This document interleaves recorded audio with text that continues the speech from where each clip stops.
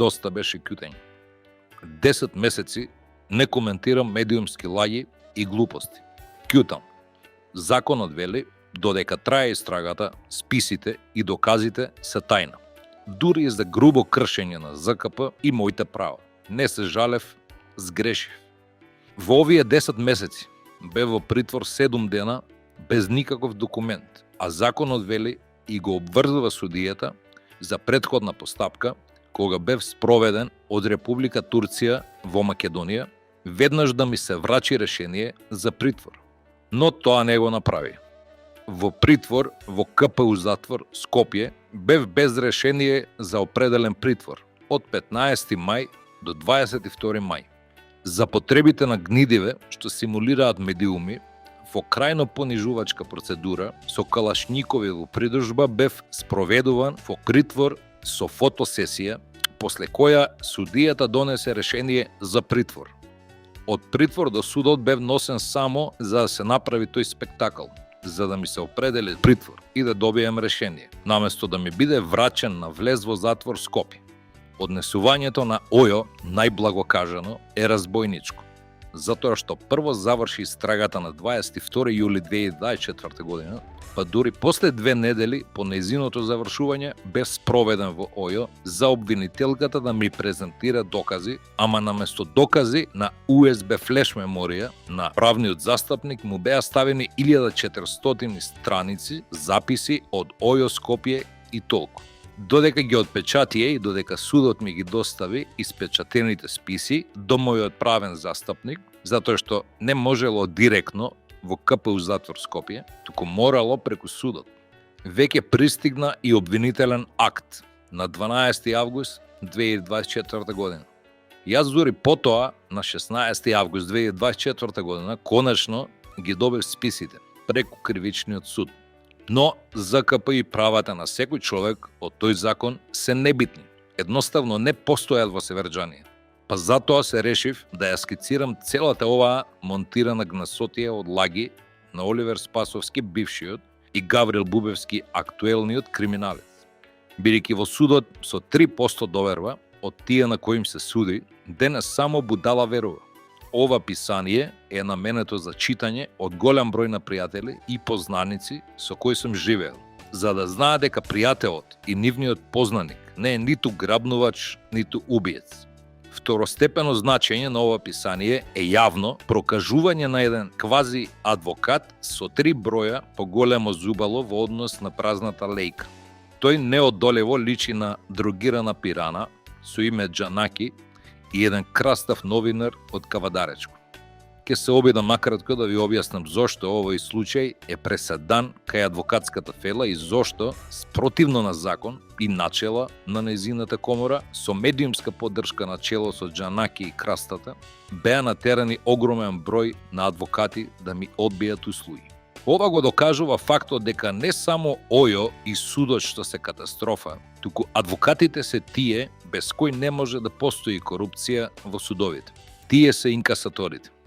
Но се најде јунак, Маријан Витановски, па некако составив одбрана. А денес веќе како обвинет ќе објаснам на пријателите и моето семејство кој и зошто грабнувал и убивал. Во судот не верувам, а ОЈО се криминалци на кои државата со закон им доделила власт.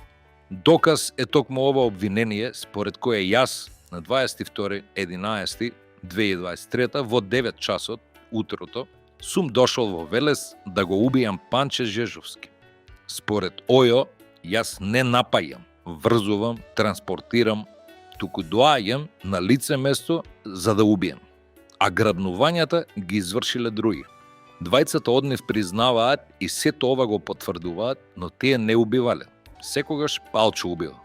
Според обвинението, ОЈО тврди дека сум влегол во куќата на Панче за да го земам неговиот телефон, марка Honor, додека Велибор Манев, убиецот и уште еден обвинет, кој го негира делото, го врзувале убиениот Панче, а јас подоцна сум го фрлил предметниот мобилен телефон во некој дол во Велес.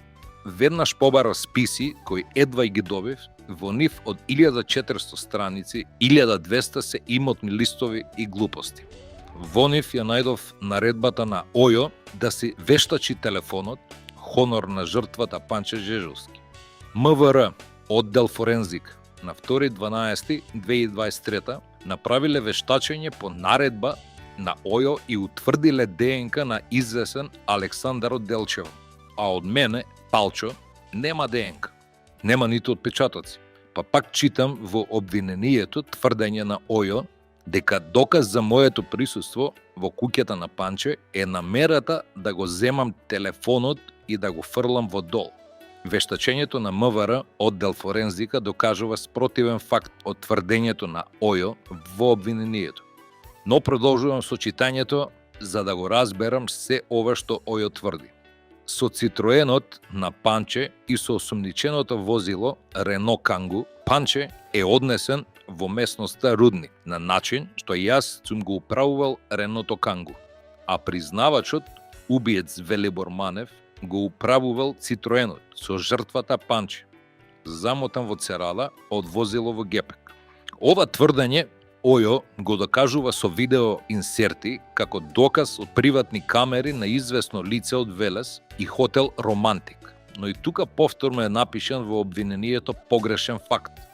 Времето на камерите додека осумничените возила се уште во Велес е 10:35 часот, а обвинението тврди дека Панче е убиен околу 10 часот на 22.11.2023. Без разлика што од Велес до местноста Рудник требаат најмалку 7 до 10 километри возење по макадан пат, регионален пат. Во обвинението нема ниту збор по убивањето на Панче. Кога и како обвинетите заминале за Скопје во смисол смер на движење и време, затоа што обдукцијата на Панче на судска медицина не утврдила време на смрт. Очигледно за да може Ојо да шета со времето на убивање на Панче како што сака. Од увидот на местото на настанот, МВ Рудник, Ојо прибрале само една трага, додека за убиството на Вања СВР Скопје подигнале 19 траги, предмети од местото на настан МВ Дупки. Веднаш во обвинението Ојо преоѓа на грабнувањето и убиството на малолетното дете и опишува дека тројца обвинети се направиле сами. И грабнување, и транспортирање, а јас, Палчо, сум им се придружил во избегова со единствена цел да ја убијам Вања. Па така доаѓаме до осумниченото возило Рено Канту според Ојо. Јас сум го управувал, со тоа возило сум пристигнал на местноста Дупки. На ова возило се направени 7-8 различни вештачења по наредба на Ојо, но прво и најважно се биолошките траги со кои се докажува физичко присуство на обвинетиот. На 10.12.2023 МВР, оддел форензика, по наредба на Ојо во вештачењето утврдил Владко Кешишев со 2 ДНК, Велибор Манев со 2 ДНК и Боре Видевски со 1 ДНК трага. Разочараниот Бубевски од фактот дека Палчо не постои во осумниченото возило, наредува ново дополнително вештачење, а обвинителката Жаклина само подпишува, пошто МВР оддел форензика повторно врши вештачење и на 25.12.2023 констатира дека нашло уште еден ДНК профил. Но овој пат на позиција возач на браникот за сонце, но таа ДНК е на Велибор Манев, а не е на Палчо, како што Ојо тврди во обвинението. Овие две вештачења се причина зошто Оливер Спасовски раздели фотографии и видеа на сите портали под негова контрола и пошто одработија корумпираните портали во јавност. Ова се случи затоа што Ојо нема доказ за физичко присуство на Палчо во осумниченото возило. Но повторно се враќа на обвинението, во кое токму Велибор Манев, како убиец кој признал, мене ме посочува дека јас сум ја убил Вања, дека јас сум го управувал осумниченото возило, иако вештачењето за биолошки траги недвосмислено утврдило 3 негови ДНК. Траги, од која едната на позиција на шофер на браникот сонце. Ојо Скопје во списите на предметот не ми ги доставило исказите на обвинетите, од кои двајца од вкупно 5 обвинети во нивните признанија ме посочуваат мене. За да не можам да подготвам одбрана, Но на светот постојат добри луѓе и сепак ми ги доставија за да можам да разберам како Ојо приложува докази на околност во обвинение кои докажуваат сосема спротивен факт. Ова е контрадикторно и неразбирливо.